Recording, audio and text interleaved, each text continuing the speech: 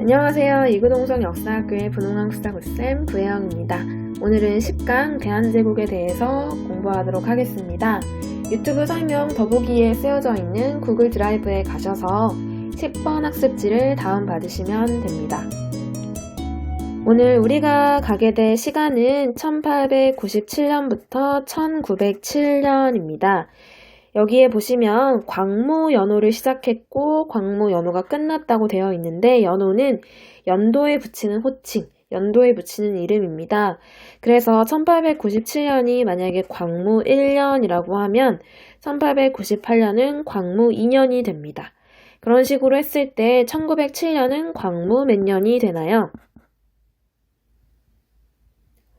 11년이 되겠네요. 그래서 이 연호가 이런 의미를 지닌다는 것도 함께 아시면 되고요.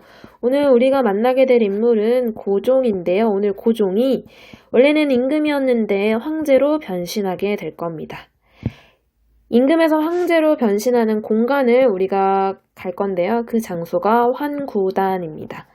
오늘 고종이라는 인물이 환구단이라는 공간에서 임금에서 황제로 변신하면서 어떤 일이 일어났는지를 배우게 됩니다. 2009 개정교육과정 역사 2 교과서의 페이지는 다음과 같습니다.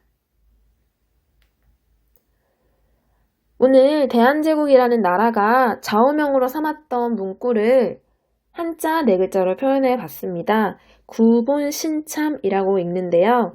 옛 구, 근본 본, 새로 올 신, 그리고 참고할 참입니다. 의미는 옛것을 근본으로 삼고 새로운 것을 참고해서 우리는 이러이러한 개혁을 해나갈 겁니다. 라는 모토로 삼았다라는 뜻입니다. 그러면 대한제국은 국호, 나라의 이름이라고 했는데요. 현재 우리나라는 국호가 대한민국이잖아요. 대한민국의 성격을 가장 잘 나타내는 게 헌법이라고 한다면 대한제국에서 대한제국의 성격을 잘 나타내는 게 여기 있는 대한국 국제입니다. 헌법과 같다라고 생각하시면 되고요. 대한제국, 대한민국, 한 글자가 다른데 어떤 큰 차이점이 있는지 대한국 국제를 통해서 알아보도록 하겠습니다. 제1조 대한국은 세계 만국, 세계의 모든 나라가 공식적으로 인정한 스스로 주인인 독립된 제국, 황제의 나라이다 라는 뜻이고요. 제2조 대한국의 정치는 만년 동안 불변, 변하지 않는 전제 정치이다. 전제 정치는 전제정, 이거의 반대말이 공화정이라고 우리 저번 시간 독립협회 할 때 배웠고요.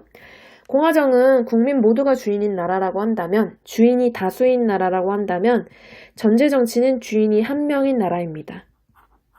이 한 명이 황제가 될 수도 있고 임금이 될 수도 있고 이제 반대말이라고 했습니다.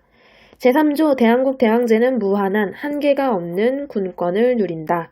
5조 대한국 대항제는 육군 해군을 통솔한다.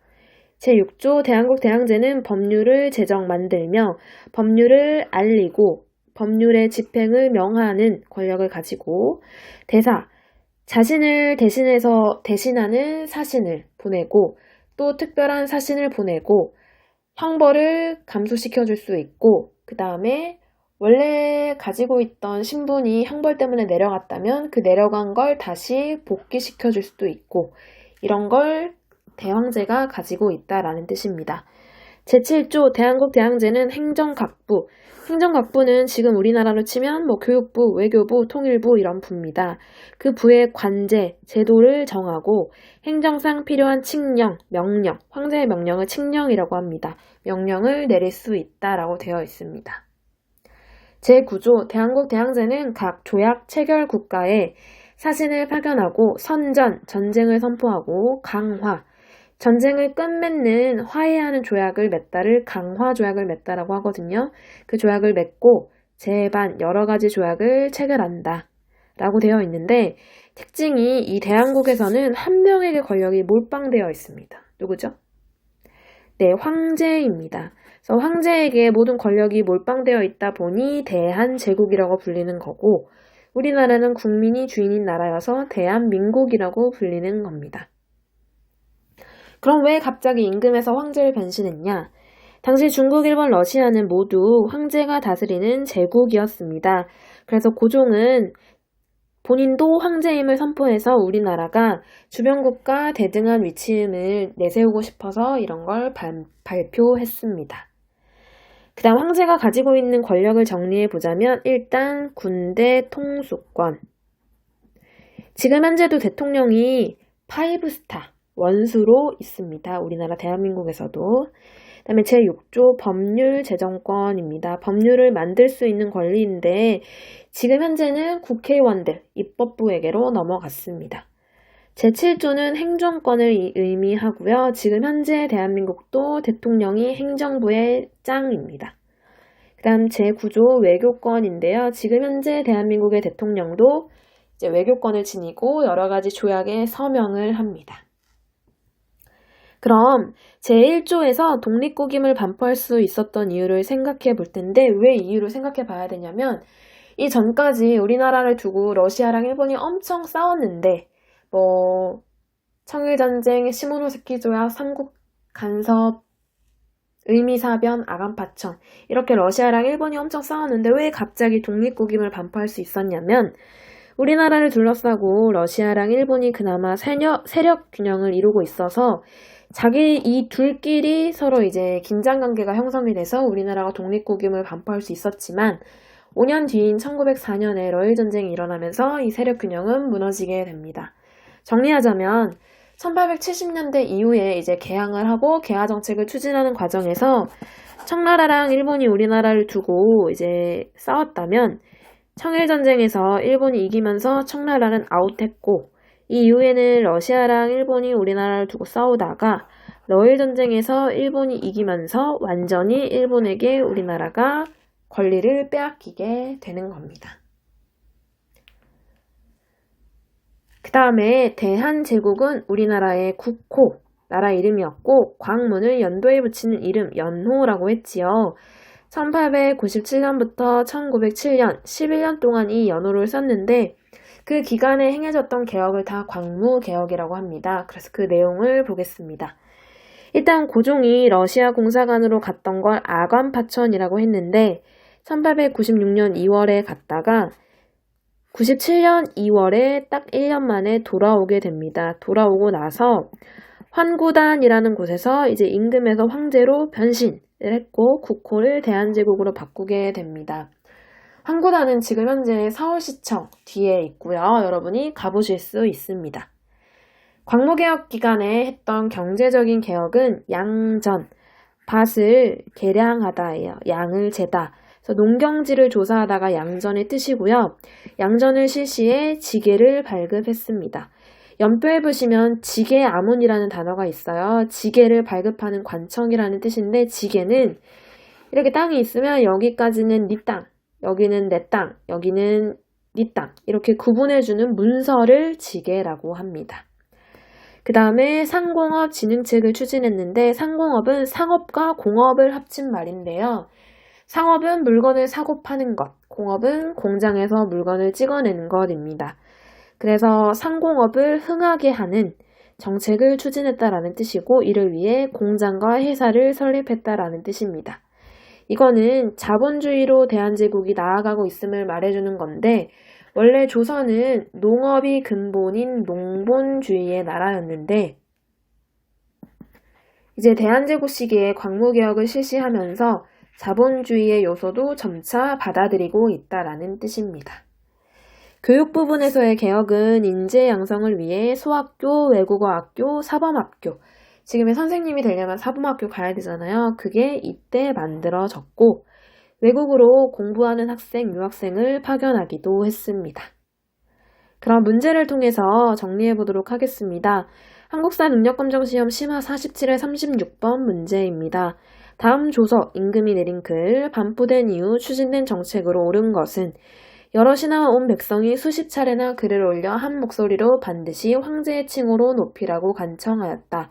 나는 여기선 고종이겠네요. 여러 번 사양하다가 백악산 남쪽에서 하늘과 땅의 제사를 지내고 황제의 자리에 올랐다. 나라 이름을 대한이라고 정하고 올해를 광무원년으로 삼는다. 광무 원년이니까 1897년이네요. 기준이 되는 연도라는 뜻입니다. 1번 신식군대인 별기군을 창설한 건 1881년의 일이고요.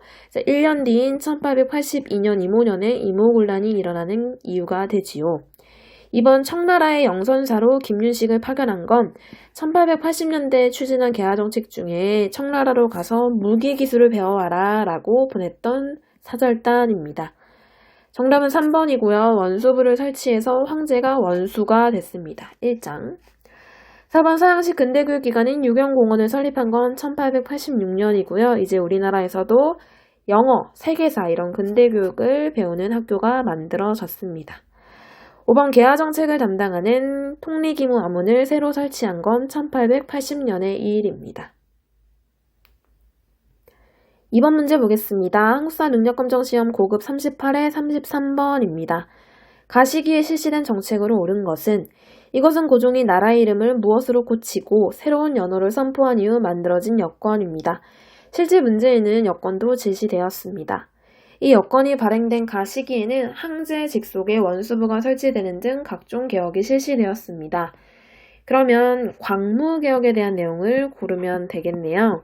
정답은 1번입니다. 밭의 양을 재어서 지게, 이 땅은 이 땅이고 저 땅은 이 땅이다 라는 문서를 발급하였지요.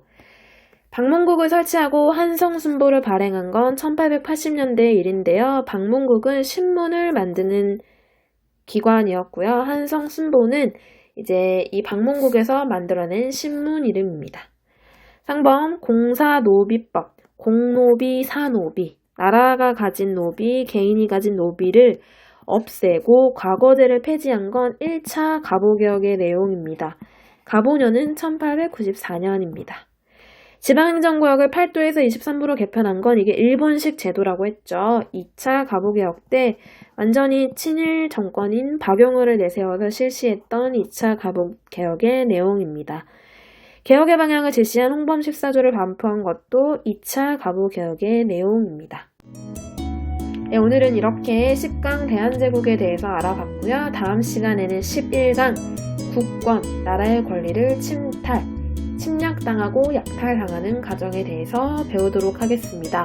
다음 시간에 만나요. 안녕.